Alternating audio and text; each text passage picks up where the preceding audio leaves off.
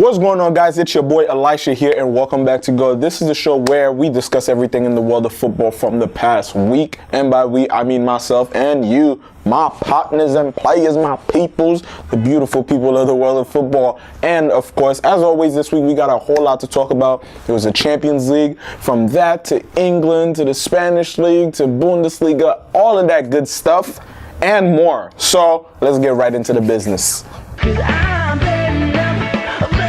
So first up, at the beginning of the week, we have to talk about that Champions League, man. We gotta talk about that Champions League. What's going on? UCL. What you doing to me, baby? Come on now. This is a lot. I'm loving this right now. The Champions League is going crazy. Like, let's get into it, man. First of all, Ajax versus Real Madrid. 4-1, and Ajax moves on to the next round. And this is not, first of all, the fact that they can come back against Real Madrid, former 3-year back-to-back champions, is insane to me. But Ajax have such a solid team that they're underrated. Of course, like their league isn't so popular, but they've been slowly building up such a strong team that now they were able to take down the Champions League giants. Not that Real Madrid are that good right now anyways, but it holds a lot of weight that it's Ajax that were able to take them down and eliminate them from the competition. And not only that, after that, Sergio Ramos, who, of course, because of his accumulated yellow cards, couldn't play in the match, and which is so stupid because he thought that it would be smart to get the yellow card on purpose so that when they move on to the next round, he would have no yellow cards and it will be, you know, just a little more free in maneuvering. And he underestimated the competition because now Ajax, like Real Madrid, could have really used them during that game. But after that, in the locker room, there's speculations that, not speculation, it seems like this actually happened, but him and the president, Florentino Perez, got into it in the locker room, and there was a lot of shouting and a lot of screaming and cursing each other out. And my boy Sergio Ramos was like, yo, pay me up and I'll go. Give me my money. Give me my money, and I'm ready to go. I'm ready to leave this team because I've given too much for this club for you to be coming over here and cursing me out and da-da-da and doing all of this when we just won the Champions League 3 years back to back. Like, it's crazy. But seems like there's a whole lot of drama going on at Real right now. And Florentino Perez's birthday was a couple days later, and it said that Sergio Ramos did call him up and they patched things up. So now it's all good in the hood. And right now, Real Madrid are not doing too bad. I'm going to talk about their performance in La Liga this week and also a little bit later on. And it seems like now they're ready to put in the money for guys like Hazard, for Neymar, for Mbappe, these type of guys, because they're under a lot of pressure to, of course, bring in some Galacticos. That's what they do. That's what Real do. You know, their backs against the wall. They're going to put their money out there and buy whoever's the best player, the hottest player out right now. It's in the identity of their club. That's just what they do. But then let's move on to that PSG Manchester United game. Come on. Come on, man. Like, come on. Like, what did we do to deserve these games? Come on. PSG, you're trash. You made my glasses fall, PSG. You made them fall. That's how bad you are. Come on, man. Like, you can't be leading 2-0 in the first leg and then lose to Manchester United 3-1. And the manner at which they lost, too, it's like the goals, Buffon, that defenders, come on, the goals weren't even convincing. The goals weren't even convincing, man. They were just all bad mistakes from the defense and Buffon. It was just so bad. And then at the end, that penalty, controversial penalty. It shouldn't even have gotten to that point with PSG. But that penalty was, I don't know, man. A lot of people are saying it wasn't a penalty. A lot of people are saying that it was a penalty. It's so torn. What are the rules saying? He jumped, you know, he did turn around. What if his hands were on his body, the other was not. But was it just too quick and his body movement for it to be? I honestly am leaning towards more that it wasn't a penalty, but I can see where the goalkeeper would be like, yeah, this is a pen. But I honestly don't know. And then you're thinking, oh, you know, this is as crazy as it gets. Real Madrid eliminated by Ajax. PSG just got eliminated by Manchester United in literally the last minute of the game. Like, that penalty by Marcus Rashford is what saved United, what won it for them. His first penalty for the club, and it takes them to the quarterfinals of the Champions League. This guy just, his first of every match has been great. Scores on his debut for United, scores on his debut for England. It's incredible.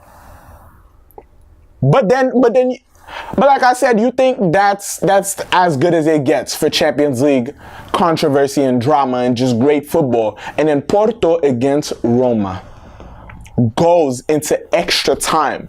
We're going to extra time. It's getting deeper and deeper. Second half of extra time, we're thinking, man, this is it. We're going to penalties. Woo! We're going to penalties. Then what happens? What happens? Roma defender decides to pull. Why are you pulling him? Bro, why are you pulling him in extra time? The game is on the line. There's VAR. First of all, let's not even... VAR is a whole other subject. Like, I could do one whole episode just talking about VAR. But, man, that thing is bringing controversy after controversy. It's crazy.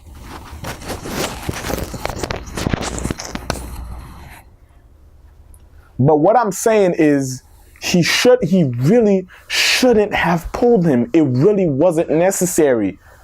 You got to be more aware. Yes, there are threats. It was a threat on goal. It was a cross on the ground. But it wasn't worth pulling him. Especially, like, thinking that you're slick and that nobody's going to see it, brother. It's VAR now. Like, you guys have to realize that it's not just human eyes watching you. There's literally cameras that they can review to see what you did wrong. There's no way to escape it anymore. But now, man, these games were incredible. Like, my verdict is United deserved it against PSG, because the fact that they could come back like that and pull away the way that they did, getting that late penalty, they deserved it. PSG is just not good enough. The French league just does not prepare them. And a lot of people are saying if Neymar was there, that he would have made the difference. Neymar's not a defender. Who knows? Maybe he could have scored a little more goal. With, you know, maybe he would have created more chances, blah, blah, blah. But at the same time, if one player missing, if Barca miss Messi, I still think that Barca can do well in La Liga and in the Champions League. But without Neymar, you not being able to go through in the Champions League shows that you're just not good enough. That's just what it is. Raheem Sterling scoring a hat-trick this weekend for Manchester City. Congratulations to the boy Raheem. And they try to play him. They try to play him for that first goal. It was obviously not offside. They try to call it offside, and the refs had a little talk amongst each other, and they cleared it, and it was a goal. It was a goal, but they tried it. Try to play my son. Give him his goal, bro. Come on. This man got to do out here to get credit for his goals. Try to play with me. Anyway, man, he scored a hat trick, which, of course, brought Man City to another win, yet another 3 points. Luckily for Liverpool, they also got their win this weekend. It was a little weird, you know. It was 4-1. They were losing at first. It was 1-0. They came back, got 4 straight goals, and they ended up losing one at the end, so it was 4-2. But still, they're staying tight. Really tight with Man City right now. It's still 1 goal difference, but they're staying put. So I'm excited. I'm seeing that, you know, if it keeps going like that, this is going to be one of the most interesting ends of a season that we've ever seen. Definitely in the modern era. And then also in the Premier League, the game, very, very much anticipating Arsenal versus Manchester United. The game that we've all been waiting for. The battle for top 4. United were 4th. Arsenal were 5th. You know, it's kind of, they're balancing which one is going to make it. Which one is going to have that little bit of an edge to make it to the Champions League next year. And Arsenal came away victorious today. Strong performance. Very convincing win. Both teams played well. Fundamentally, I'm seeing what Ole Gunnar is doing with Manchester United. I really do. Fundamentally, that team is going to be dangerous. They're really going to be dangerous, but Arsenal just were better today. Overall, tactically, they had it right. Unai Emery did what he had to do. The players did what they had to do.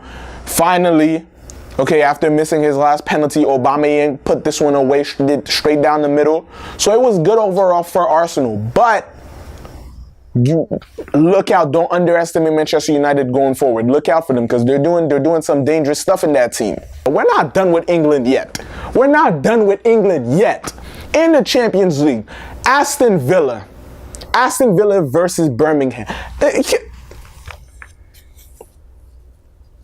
So a Birmingham fan rushes on the pitch, runs up behind Jack Grealish and punches him from behind. Everybody rushes, the players, security guards, all of that. First of all, why did he make it that far on the pitch to where he can harm another player? This guy could have had a weapon. He could have had a knife or anything and could have seriously injured him. Like, security just has to do a better job. This stuff is not funny. I don't know why sometimes, like, the fans clap up for the player when he does stuff like that. Like, it's not cool. It's lame. Like, you're a bum for going on the field and hurting somebody else. Like, this is a sport, bro. Y'all take this, you're really dragging it. You're taking it way too seriously. It's not that deep. And to make matters even worse, who got the 1-0 win for Aston Villa? Huh? Who got the 1-0 win? Jack mother-loving Grealish. Come on. Come on, son. This is what happened. Instant karma. Godspeed. Because now look at you looking stupid in a jail cell while the guy that you tried to punch up, clean hit and didn't even, like, no scratches, nothing. He was cool after. Weak punch at point blank range. Nothing. And he got the win and made your team look stupid. Now what? But now let's move on to the Serie A in Italy, and the boy, young Italian, 19-year-old Juventus player Moise Kean. First start for Juventus, scores a brace. And he almost scored that hat-trick. I mean, they won 4-1. Nice goal by Matuidi, nice header, bounce it into the goal. Bing! All right, and a penalty by Emre Can. And here's my problem with that penalty. Moise Kean scores the 2 first goals. This guy is a teenager, 19 years old. This is his first start. He's already scored a brace. Let him score that penalty, bruh. Let him score the penalty. He worked for the other 2 goals. Let him have his glory moment. That was just whack. That was a cheap move by Emre Can just wanting to take that penalty. He should have offered it to him. And on how well he was playing, like, you know, he would have buried that. He would have gotten his hat trick on his first start for Juventus. What?